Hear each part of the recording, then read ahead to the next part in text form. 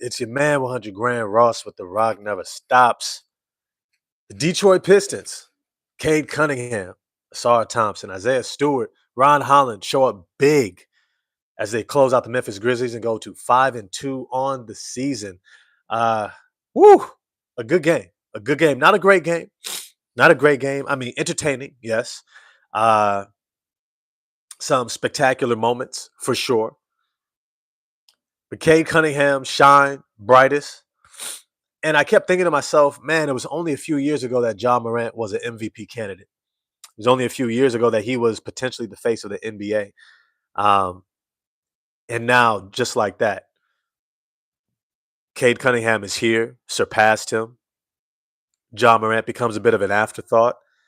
Uh, and I keep thinking about like how much talent is in the NBA. And I keep saying this, but it can't be overstated because the talent in the NBA is like no other place. It's crazy. Like it's crazy how talented it's like you got Andrew Wiggins, who's the number one draft pick in Miami, leading them to big time victories. Right? You got guys like Norman Powell over there, Jaime Jaquez at 6'7", Andrew Wiggins at 6'9", Bam Adebayo 6'9", 6'10", Khalil Ware 7'1". Like you got dudes that if you put them in Europe right now would be MVPs, but they're just starters for an NBA team. Not even all stars. There is so much talent, and even thinking about this upcoming draft. I don't know if y'all are into the draft right now. I tend to follow it all year long, but only like the top prospects. I'm not following the dude that comes out of nowhere. I'll tap in with him with my draft outlets probably around like December, January, see who's under the radar, stuff like that, like a Cedric Howard was, who looked really good for the Memphis Grizzlies. I don't even want to hold him. Cedric Howard looked legit. And if I'm Ja Morant, I get on board. With Jaren Jackson Jr., I get on board. Because, and I'm going on a little bit of a rant here, I'm going to circle back to the Detroit Pistons. Don't worry. Don't worry. I always do.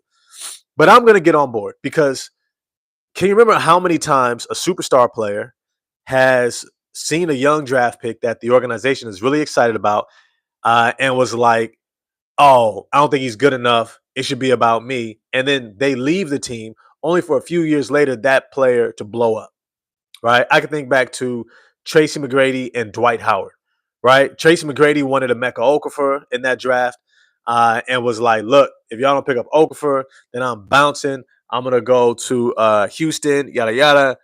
Fast forward, he ends up in Houston. They get Dwight Howard. Immediately, Dwight Howard looks like a future superstar. And then Tracy was like, I didn't realize he was going to be like that. I mean, Yao Ming is dope. Don't get me wrong. But you were winning championships with Dwight Howard. Guaranteed. Dwight Howard carried Turkoglu, you know what I mean? Rashard Lewis, Jameer Nelson, who's the truth. I ain't gonna hold you. Jameer Nelson was the truth. A Mikhail Petrus, guys like that, right? Courtney Lee. He dragged that group and Rafer Alston all the way to the NBA Finals, right? I can think of another example. I can think of LaMarcus Aldridge and the Portland Trailblazers and a young Damian Lillard. Dame was showing out. But LaMarcus wanted to feel like it was his team. And he ends up wanting to go to San Antonio. They never get out the first round. Damian Lillard goes on to lead in that team, those Portland Trailblazers, to second round appearances, even a Western Conference conference finals against the Golden State Warriors. And if not for some significant injuries, they may have been able to, have a more competitive series. All this to say is that who knew Dame was going to be Dame? I mean, if you look back, I said it from the very beginning. That boy was cold coming out of Weber State. Stuff he was saying, he was like, look, man, the NBA is going to be easier because I ain't going to get triple team no more. I was like, what? This boy out of Oakland is the truth. And he was the truth. We don't hand those nicknames out just easily. You know what I mean? Dame time. Right? Another all-star passes up an opportunity to play with a future superstar. And then you have now the Memphis Grizzlies with Ja Morant. Dealing with a whole lot with the organization. I get it. Stuff happens behind closed doors that we don't know about. we don't know about. You know what I mean? It's like we can say what John Morant should be doing, shouldn't be doing. The reality is we have no idea what the conversations, what type of experiences are happening on the back end behind closed doors in meeting rooms, promises that are broken, agreements that aren't followed through with, right? Sometimes you just no longer want to be a part of the organization that drafted you. It wasn't like you went and applied to the Memphis Grizzlies for a job, right? They drafted you. So after a while, you may get disenchanted easily and be like, you know what, I don't even want to be here. So I'm not going to judge John Morant on what's taking place. I am going to say is that his spot in this ranking that we create in our worlds and our minds of sports critics in the NBA, he's been surpassed. Cade Cunningham has surpassed him. And this game it wasn't even a passing of the torch. It was like a give me that. And you weren't in the right mindset to remind everybody you was still him. Period. Ja had some cool moments. Looked all right from time to time. Uh, but that specialness, it ain't there no more. Whether it's the injuries, whether it's the total experience of everything that's happened over the last few years, people have to understand that not everybody who goes into the NBA is looking for stardom. And he said this. He said, I wasn't looking to be the face of the NBA. I came from a good home. I wasn't struggling to get my family out the hood. You know what I mean? I'm not here to become I'm not here to become someone's superstar. I'm here to hoop. And I'm here to be me. I'm here to be a 20-something-year-old young man living in Memphis, got drafted. Okay, he's making money. That's what he was there for. So it makes you appreciate guys who also say, I'm up for that part of this as well. I'm up for being the face of a franchise. I'm up for being a role model and example. I'm up for being someone that you can market. I'm up for someone who can raise the value of the organization. I'm up for potentially being the face of an organizational corporation such as the NBA. That's what I don't mind doing. This is the difference between Carmelo Anthony and a LeBron James. Carmelo won an NCAA championship in Syracuse in his freshman year, right? All this fanfare, incredible talent. Gets to the NBA, but he's like, I'm here to hoop. LeBron, he was different. And it's not to judge, it's not to assess. It's just to say that he was willing to take on the stress, right? Like, think about all the shit everybody talks about LeBron. All the shit everybody talks about him because he's the face of the NBA. Because he's this world global icon that the NBA gets to leverage to raise its value, to get these television contracts, to get these advertisements, to get all this fanfare, right? And we just talk so much shit about him, right? Like, I was around during the Jordan era. We never talked this much shit about Jordan. And there was plenty. Whether it was the affairs, whether it was the gambling, whether it was leaving the NBA, right? Like, it wasn't everybody lambasting them like how they want to make it seem like folks was like, oh, he didn't want to. Nah, folks was like, well, we understand. He went through a lot. His father died. Da, da, da. Like, folks was mad empathetic. There was only a few who were like, oh, Jordan is, you know what I mean? Like, don't get it twisted. This media age, it could be hell to try to be the face of this corporation of the NBA, let alone your individual organizational franchise. Cade Cunningham happens to be up to the task. He happens to have the support system, the mindset, the wherewithal, the desire. Because you have to have the desire to be that. Not everybody wants to be that. So I can respect Ja while I also commend Cade Cunningham for what he is willing to take on. Okay. All that said, Cade Cunningham is one hell of a dude. He's one hell of a talent.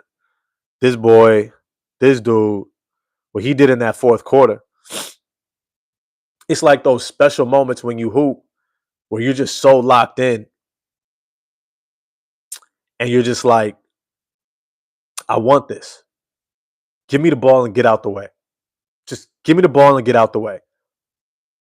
I was listening to Downtown Deuce last night. He was talking about, he was comparing him to Kobe, and that give me the ball, get out the way. But I think the difference was Kobe would run down the court, get to his spot, tell everybody to clear out, and demand the ball. Cade Cunningham is like, no, give me the ball when you inbound it and get out the way. He won't even tell you to get out the way. He's like, you can stand wherever you want. I'm gonna get absolutely wherever I want right now. I'm going to one direction, and that is the hoop. That is the bucket. That's it. That's the only place I'm going right now. I ain't going to pass. I ain't going to rebound. I ain't setting no screens. I ain't doing that. All I'm doing is coming here to get a bucket. Cam 52-113. How do you like Stu at the starting four? It didn't look bad. And I'm glad that JB Bickerstaff is experimenting with Isaiah Stewart at that power forward position. I think that's a smart move. He could have also gone with Ron Holland, but I think Stewart gives us a different look that we need to look at. Even though, if I'm honest with you, I don't think I would have played Paul Reed. And I'm going to get into that later. I think that his rotations should have made sure that either Stewart or Durant were in the game at all times to match up against Jack Landale. Because Jack Landale, he's one of those big men who, in Europe, he would be absolutely dominant. Here in the NBA, he's really good. He's just not great. And he's not necessarily athletic enough, long enough, talented enough to be like your starting center that you can really build around, right? So he lacks a little something. Because, I mean, that's just how talented the NBA is. But Jack Landale is going to eat up a Paul Reed. He's going to eat up an undersized center at 6'8". It don't matter if you have long arms. He knows how to do a jump hook right over the top. He knows how to back you down, put that shoulder right in your chest, and then put it right over the top of you. That's nothing for him. That's absolutely nothing for him. Shoot, I'm just jumping right into this. Yo, before I continue on, please smash the like button for me. Hit subscribe and the bell for notifications. Look, it's a small thing for you, but a big thing for the channel. I really appreciate all the love and support. It really helps out when you hit the like button because these are a lot of fun. This is a lot of life for me to get my day started coming out here with y'all. This means a lot to me. I appreciate all y'all who show up, consistently, and I do my best to do so as well. Let me just say this. Big at ya. It's great to see you in the chat as always. Cade Cunningham is him, and I want to get into that. I want to start off there because I think that's where we should start. Cade Cunningham. Throughout most of this game, he was picking his spots. And no. Let me pull it back. He didn't really have it going like that throughout most of the game. And he's notorious for starting games slow, which is another shout out to why we need Ivy, because he starts games fast. He doesn't mind just, hey, I got it. Cool. You chilling? Got it. He's going to go give us a bunch of buckets. Cade Cunningham is just so damn talented. He's so damn talented. Like, his ability to do so many things on the court, from rebounding, weak side shot blocking, getting in the passing lanes for steals, diving on the floor for loose balls, setting up his teammates for assists, reading the floor, using his gravity to create opportunities for others, posting up, setting the table. There's very little that he can't do. And I've often said that can sometimes get you in trouble if you aren't locked in on what you do best and what your team needs from you the most. In this game, the fourth quarter came and he remembered, that's right. My team needs me to take over. That's what I'm here for. That's why I'm a superstar. Because I could do this. Not everyone can do this. I can do this. And he put his stamp on this game. That fourth quarter, from beginning to end. Granted, he was in foul trouble in the third quarter. That's why he sat out a whole lot. I was actually impressed with JB Bickerstaff's patience and willing to sit Cade and be like, look, I gotta have you in the fourth. I can't have you pick up another cheap one, which is something that I was like a little bit frustrated about. Like I always say, when it comes to foul trouble, it's not the foul that sends you to the bench or you foul out with that's the egregious foul. It's usually foul 2, 3, and 4. Or somewhere in there was a frustration foul. Somewhere in there was an out of position foul. Somewhere in there was a lazy foul. And then it added up with the legitimate fouls. And then all of a sudden, now you're in foul trouble. So I was a little frustrated with that. But when he came in that fourth quarter, his mindset was clear. His focus. He's one of those scorers, man. He has so many moves, but when he is locked in and decided upon what he wants to do, he has a move and a counter to get anywhere he wants.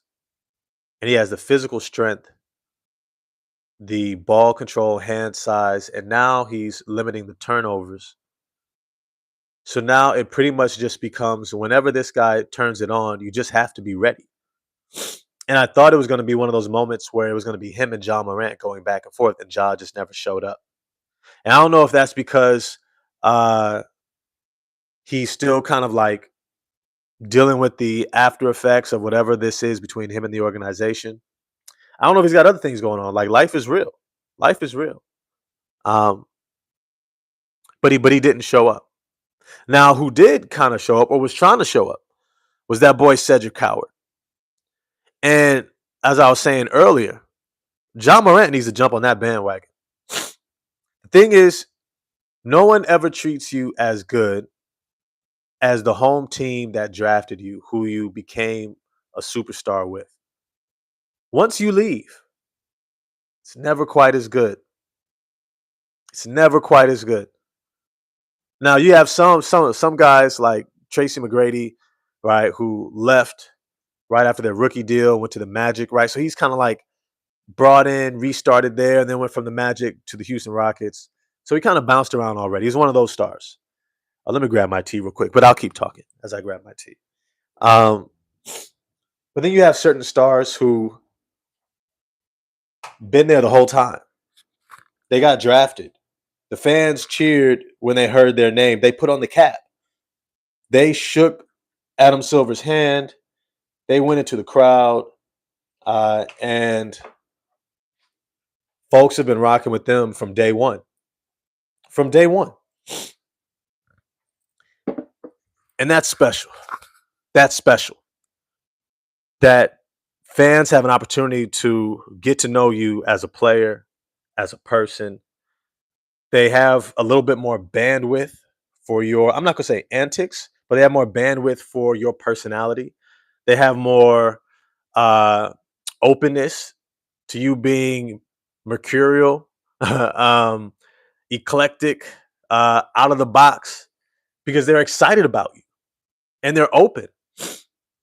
When someone trades for you,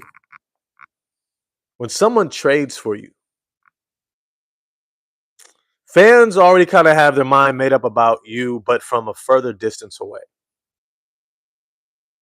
If Ja leaves Memphis, it's never going to be the same. It's never going to be the same. And it might be for better or for worse, but I question if it'll be for better. Cedric Coward tried his best to show up. He looked like he's not far from breaking out and being an all-star level player. And that would change this entire makeup of this team. Change the entire makeup. And I've often said that John Morant needs to play more of a traditional floor setting point guard role. Getting guys involved, swinging the ball around, getting into double-digit assists. Remember, he led the nation in college in points and assists. He's a high-level facilitator, similar to a Trae Young. He just doesn't have the shooting ability of a Trae Young, but he gets downhill better. And even though he may not be as vertically explosive, he's still extremely quick. He has that speed burst. But it's a mindset. And it would be something I would recommend. Like, look, man, you have a good thing here. Work it out if you can. Work it out if you can. Right. Sometimes the grass always seems greener, but they usually say that's just because you're further away. Once you get there, you see the mud that's right beneath your feet. At least this is your mud, Ja. You know where your feet like to sit and stand. Just saying. That was a little tangent there. Cade Cunningham is dope. He's legit. Closed out this game. It was fantastic, especially that step back three. Uh, and he definitely finally gave me my move. He gave me my move. Oh man, the move that I've been asking for how long now, bro? For how long have I been saying, yo, Cade, drive down the middle, give the little shoulder bump, step back, shoot over the top. And he does that to Ja Morant. Wide open, uncontested. I mean, it got contested, but he was too far away after getting bumped from 15 feet, knocked it down. I'm like, bro, you could go to that all day, all day, all day.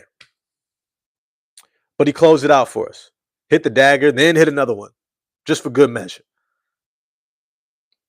Hell of a game from Cade. We're gonna need that more and more and more and more and more. This team is 5-2, justifying a lot of the forecasting that we all did. But the reality is, I don't think any of us saw this season looking the way that it's looking, bro. Like none of us saw this season. Like none of us saw the Chicago Bulls potentially being good. It's like what? The Portland Trailblazers looking competitive. Charlotte, Miami, Orlando struggling. Uh, the Knicks look good. Okay, Cleveland looks good, but Giannis is, like it's all these different teams. We have to just play it out and see. And that's why these wins are so important because as you're figuring it out, as teams are trying to come together, it's going to be a mosh posh of results, and you're going to have to dig deep. You're going to have something inside of you collectively and individually to overcome having to figure out on the fly who these guys are, right? Like we remember John Morant, remember Jaren Jackson Jr. They weren't as big of factors as we would have thought. It was more Cedric Howard, and you got this guy Cam Spencer knocking down threes, and then you got Jack Londale holding it down in the middle, right, grabbing boards and scoring on the interior and hitting threes, and then you got Jalen Wells. Okay, we remember him, Rookie of the Year, but then at the same time, who's this Cedric Howard cat who just got drafted and looks like he might be a bucket? And Vince Williams is trying to, start stuff with the Sar Thompson. And it's like, yo, as we figure this out, y'all gonna have to figure out how to get W's. The Pistons are gonna have to figure out how to get W's from game to game to game. And seeing different guys step up at different times is so encouraging for the long-term outlook of this team because it reminds us that, damn it, we're talented as hell. We have so much talent on this team. Ron Holland could have been in for a big game if he wasn't getting in foul trouble. He was just hooping. He was just hooping. He was locked in. And everyone that he saw in front of him, he was like, oh, this is food. Oh, this is food. This guy can't do nothing with me. This guy can't do nothing with me. So there was a Ghost Keeper. That's a question that I've had for the longest too. What's up with Gigi Jackson? He's still up and coming. Man, I don't know anymore, bro. I don't know. I don't know. Gigi Jackson hasn't broken the rotation. He feels like a Michael Porter Jr. type, just with less fanfare. And maybe he's still figuring out some other smaller things. He's had some injury concerns. He may have missed his window, especially with guys like Jalen Wells there. All right. He's a 6'7", 6'8" forward who can knock down threes with regularity and play great defense.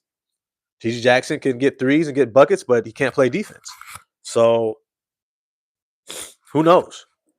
But that's just how damn talented the NBA is. Big Ag, you're asking about Duncan Robinson? Duncan Robinson to me, bro. Let me take a sip of tea.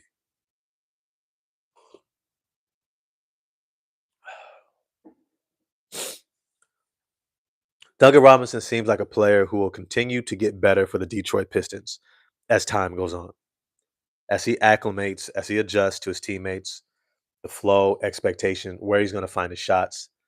Um, he just doesn't look like a starting level guard or wing or shooter, if I'm honest. The shots that he passes up, Tim Hardaway Jr. and Malik Beasley would have known better and just taken the shot. Because some shots are not always about that it has to go in. We want it to go in, but you have to be a threat. And when the offense creates an open shot for you, you can't hesitate. And that's something that Isaiah Stewart did a little bit. And I want to talk about Stewart in a little bit. But Duncan Robinson passes up a lot of good looks. And he settles into these sidestep threes. I don't know if it's he just doesn't have a high enough release point, doesn't have enough arch, or his mechanics are just too slow and he doesn't feel like he can get the shot off. But Duncan Robinson, to me, doesn't get his shot off with regularity enough to justify being a shooter for us in the starting lineup. I think Karis LeVert is great off the bench for us. This was actually probably the first game that he looked good, that he looked like himself. Um, and he played well. He gave us good minutes.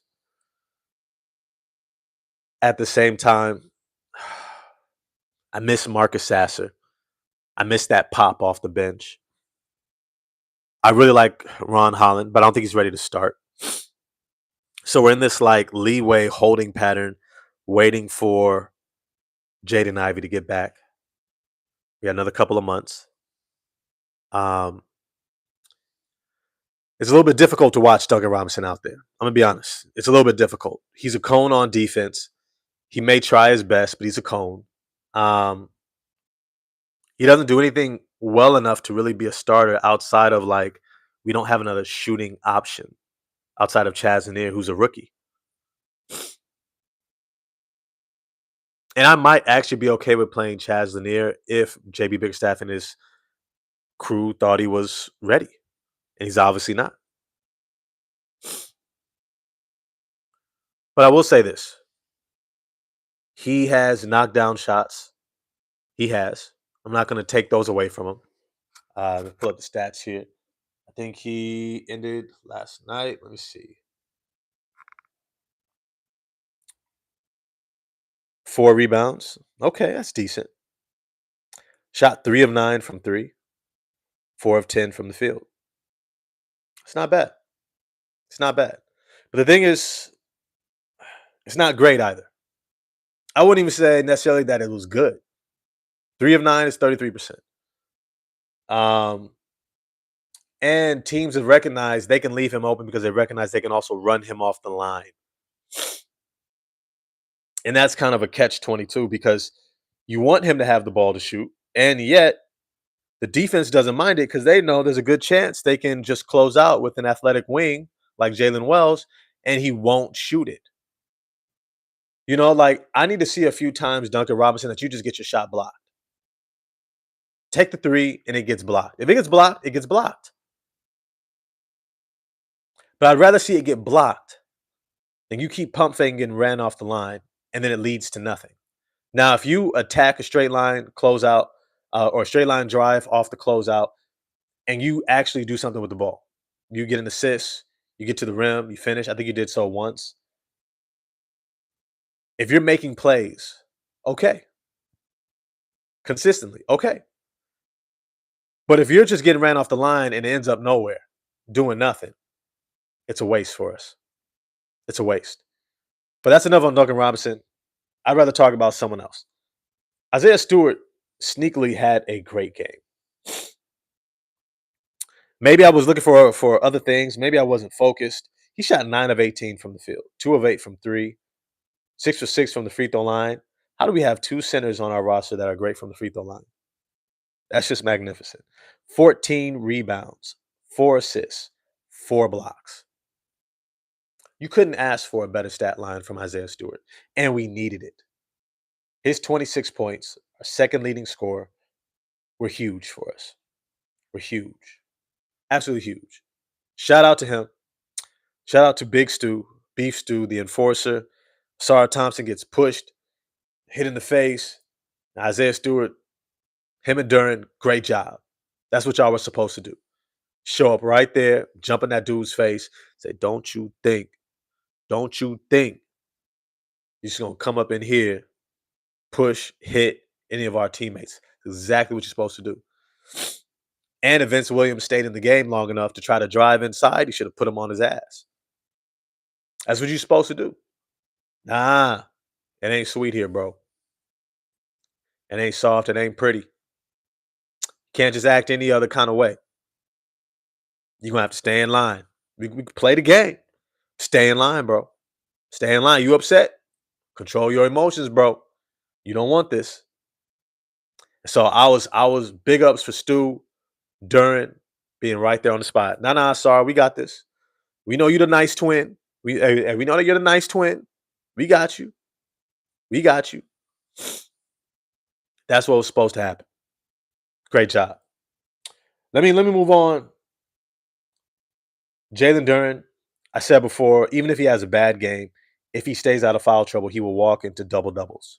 End up with 14, 9, 3 assists, 1 block, 1 steal. Great stat line. He was a plus 14 for us.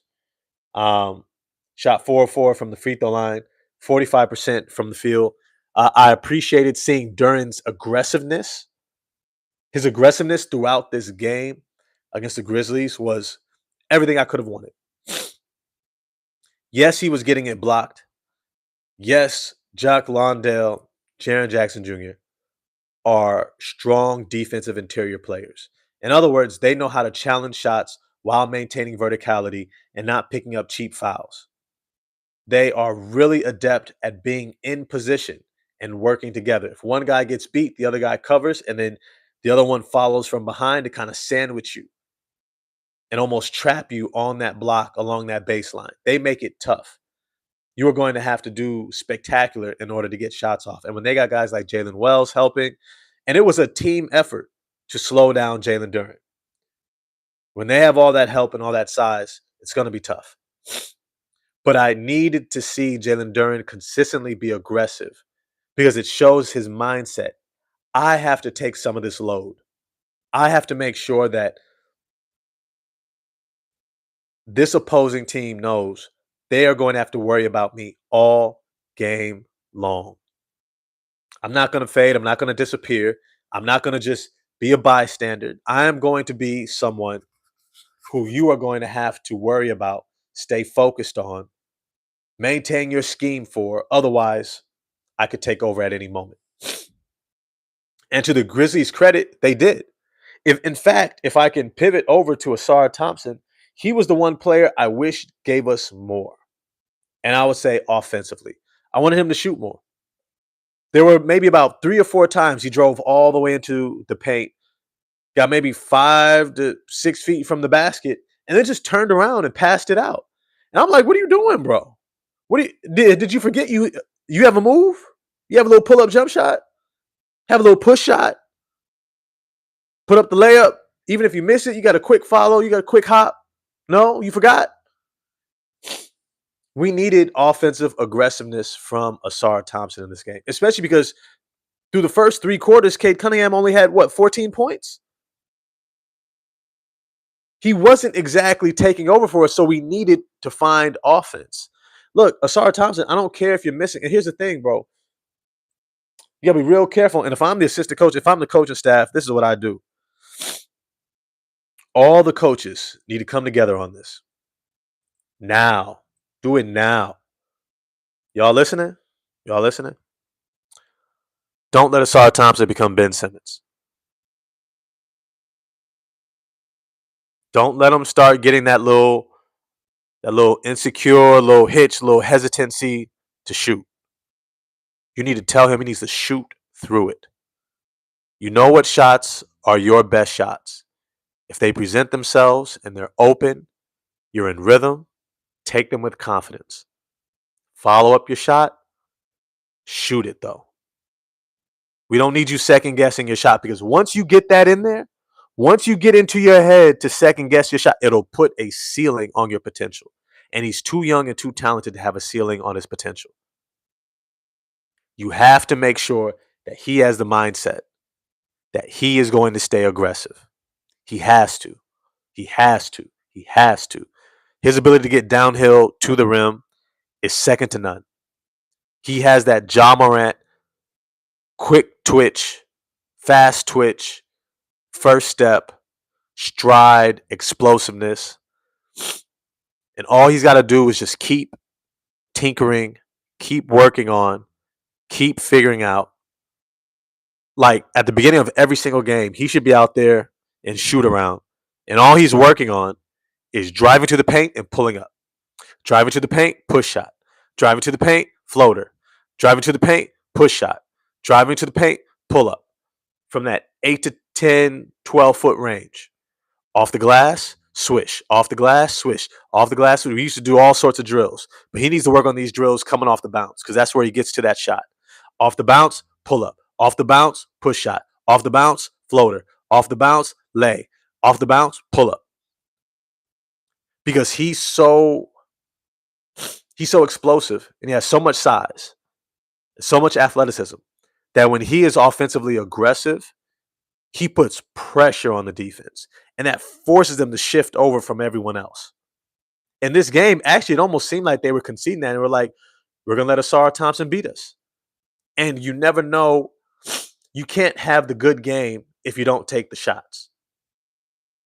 You can't have the breakouts if you don't take the chances. I need to see Asar Thompson consistently, I would hope, getting over 10 shot attempts a game. That would be my long-term outlook for him. Get over 10 shot attempts every single game. What causes the hesitation? Usually it's insecurity. We all have it. But it's when you feed it. When you feed it, it grows. Right? And then it can become just a part of your makeup. It becomes hardwired. Because the fear of what you are projecting other people are thinking of you because you fail at something is what becomes your dominant narrative and hardwired into your movements. So now you're not thinking about the shot. You're thinking about the repercussions. And you're thinking about not real repercussions. You're thinking of a narrative of what you think people are thinking or people will do or say. And that's what you're focused on. So now when you're driving to the basket, you're not playing the game anymore. You are focused externally. And that'll take you out of the game. Kind of like a whole sports psychology thing I used to do. But it's to say that the coaching staff needs to be on him. When you see him passing up shots, get on his ass. Immediately. Take the damn shot. And you don't have to yell at him. You just got to be right there. Oh, that was a good look. Make sure you take that shot. Don't worry, even if you miss, gives us an opportunity. Right? Breaks down the defense. We know that you're quick to get the second chance. It's all good. Just put it up. Put it up. You're right there. You know you work on it. Trust yourself. Put it up. We want that shot. That's a good shot. That's a good look. Especially when Cade starts off games slow. You know, it was only a few games back that Asar Thompson was the best player in the opening quarter for us. Extremely aggressive. Getting to the free throw line. Getting fouled. Making layups. Hitting the pull-up jump shots. His aggression was able to shape the game and get us started. Now, I do want to say this. Shout out to Asar Thompson for those defensive plays. Those defensive plays were absolutely fantastic. They were incredible. They were absolutely like awe-striking, if I'm honest. There were plays he was making coming out of nowhere to block shots, coming out of nowhere to get steals. Like literally 3 consecutive possessions, just boom, boom, boom. He was as much a part of closing out the Memphis Grizzlies as Cade Cunningham's offense. Let's be clear. Notwithstanding a block on Ja Morant's 3-point attempt, but he made so many plays that kicked us into offensive transition, got us easy looks. And in the fourth quarter, it is so important to be able to generate easy offense because usually that's when everyone's legs are tired and defenses are clamping down. That's why you need your superstars all the more because they can score amidst this higher level of competition and fatigue. They still have the talent to rise to the occasion when most other players are tired, right? Or don't have the talent to overcome a level of locked in defense for the last 2, 3 minutes, 5 minutes of a game, especially a close game. But when you can get steals and get an easy transition layup, that's huge for your offense down the stretch. And it was for us once again. And it was something I used to say last season. You have to close with the Sarah Thompson because he makes so many defensive plays that leads to easy offense that he takes a lot of pressure off of Cade, off of Ivy, off of your closers to have to work up against a set five-man defense, a set trap defensive scheme, rotations, right? You don't have to do all that. You just get that steal, get that deflection, get that loose ball, get the rebound, right? And now you're off to the races. 2-on-1, 3-on-2, right? Fast break, bucket. And then now you have more energy to come back on defense and do it again. It kind of builds, right? And you could see that like the Memphis Grizzlies just they didn't have the horses. That's what my old college coach used to say. You either got the horses to win the race or you don't. If you ain't got the best stallions, you ain't going to win. And they didn't have it. They had Cedric Howard. I would say they had John Morant. Maybe a little bit of Jaren Jackson. But outside of that, well, nobody could really keep up with the talent of the Detroit Pistons. Let me go to these last few guys I want to tap in with, and then I'm gonna go ahead and get out of here because I got to get on to work. Let me see. Ron Holland. Ron Holland had a hell of a game. 14 points, 3 rebounds. Right, only 1 turnover. Not bad. 3 fouls though. That limited him in the first half. Shot 1 of 2 from 3, 5 of 8 from the field, 3 of 3 from the free throw line. He actually, if I'm honest with you, that first half, he almost looked lightweight dominant. It was a moment. It was a moment. And if I'm honest with you, I think we could see this thing building. I hope y'all can see it building. I hope you all can see it building. Ron Holland is slowly but surely growing his confidence. And the game is incrementally slowing down for him. There are certain things he no longer has to think about. There are certain things he just knows he can do, spots he knows he can get to, opportunities he knows are right there in front of him. As soon as they swing the ball to him, he's like, I got it. I know what I want to do. I know I can do it against pretty much anybody defending me. And that confidence for a scorer, I kept telling y'all, like, when you're an 18, 19-year-old kid in the G League, not kid, sorry, young man, don't want to infantilize them because if you can be old enough to go grab a gun and go kill someone in war, right? You're old enough to be considered a man when you get to the NBA. All right, you're 18, 19 in the G League, balling out against NCAA All Stars. You're legit. You're averaging double figures against NCAA All Stars at 19. You're legit. Shout out to Jonathan Kuminga, right? Ron Holland was going to be legit. I was telling y'all that during the draft. He is gradually figuring out he can do the things he's always done in the NBA. He just had to refine a couple things. He had to fine tune. He had to get a little bit sharper at it, understand what to expect, the hand checking, the grabs, the little fouls that aren't going to be called, especially for a young player, how to fight through it, how to create despite it.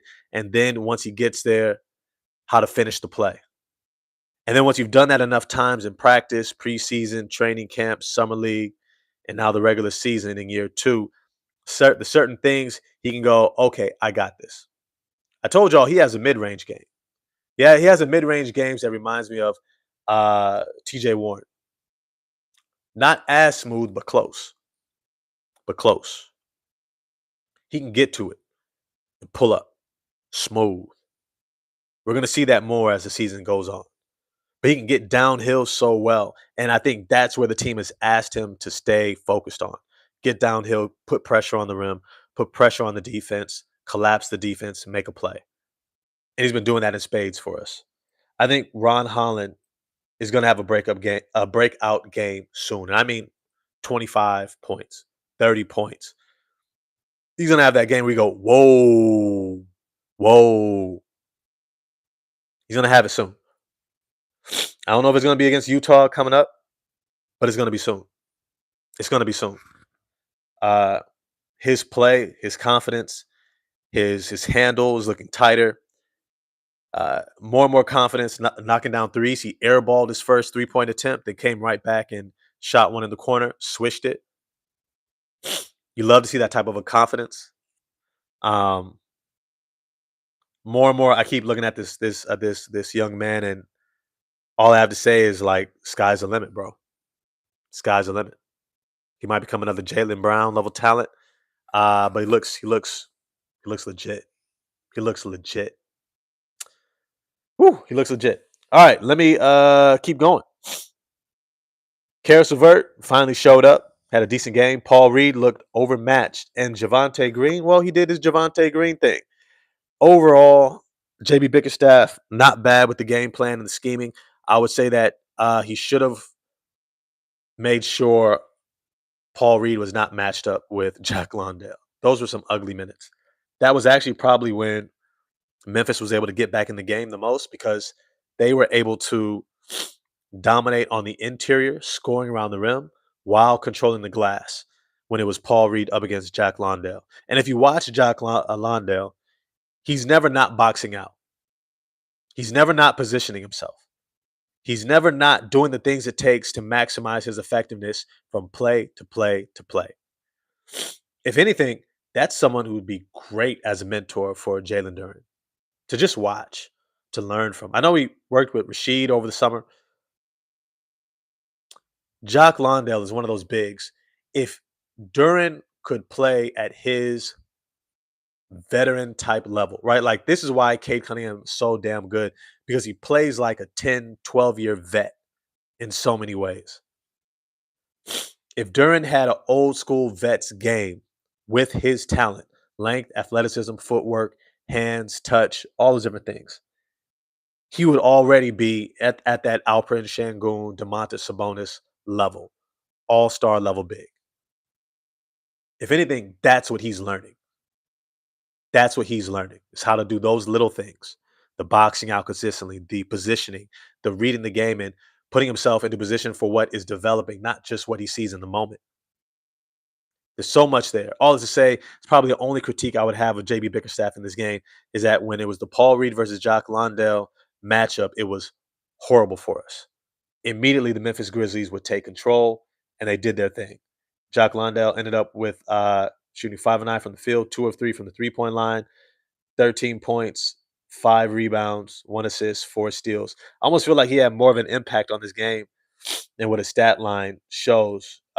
Says -2, but that's just kind of based upon who you're also playing against. But he had some great minutes for them. Great minutes for them.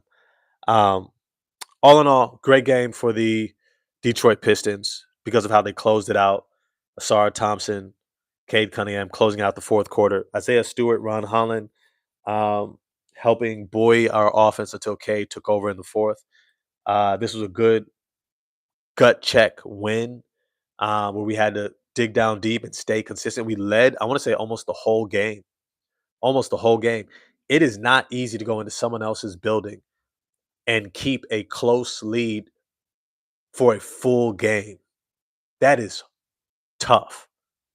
That is hard because the other team is waiting, and the crowd is waiting, right? When they got that lead down from 21-9, that crowd was ready to erupt.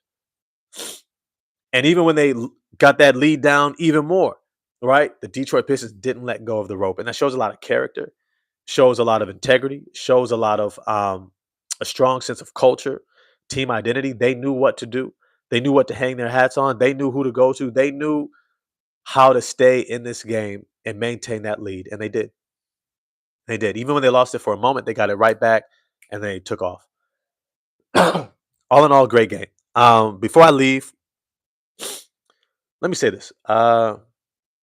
Basketball is a beautiful game, It is a beautiful game. And for the most part, a lot of my life, one of my tattoos, is about basketball is life, man. In so many ways. Uh, it's really important that we remember shit happens in life. Basketball life is not this straight trajectory where injuries never happen, right? Knock on wood, injuries happen. Incidents don't happen. You don't take falls. But it's important that you got a team around you. It's important that you anticipate needing a team. It's important that you recognize that you need an Asar Thompson to your Cade Cunninghams because everyone is the star of their show, right? And that's not a bad thing. But just recognize that you need a team. You need a Duran, you need a Big Stu, you need a Ron Holland. You need guys to step up in your life and support you. So make sure that when you go out every day that you're being that for somebody else. You're being someone else's Ron Holland, someone else's Karis LeVert. Maybe not Karis. Maybe not Karis. Be somebody's Jay Knight, right? Be somebody's, well, be available. Let me find somebody else. Be somebody's Asar Thompson. Um, but also recognize that you need those guys too in your life. So spend some time with the people who support you the most. Don't just give all your time to whatever shorty that you just started dating, because most of them people end up in and out of your life. Whereas your day ones stick around. So be there for somebody else. Be on somebody's team. Make sure you appreciate your team. Live, love, laugh, enjoy your day. I'm gonna holler at y'all tomorrow. Peace.